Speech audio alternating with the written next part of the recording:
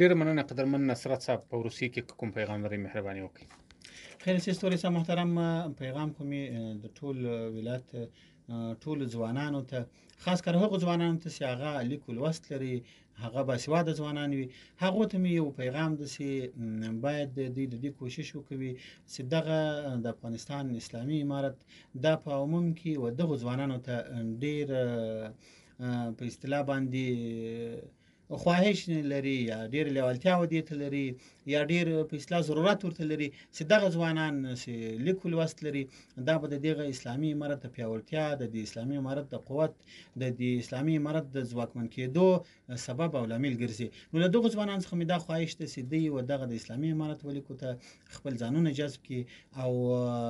د اسلامي امارت هغه اکاډمیانې چې څلور کلنې اکاډمیانې دي هغه اکاډمیانې ووایي او یا په عموم کې هغه درسونه چې موږ ورته کورسونه موږ ورته دایروو هغه کورسونه ووایي او ځان فارغ کړي او ځان د پولیسو لیکو ته ور واچوي. ځکه یوازینۍ موخه زموږ له دغه جذب او جذبه څخه دا ده چې د اسلامي امارت قوت، د اسلامي امارت حاکمیت پر ټول هېواد باندې او د اسلامي امارت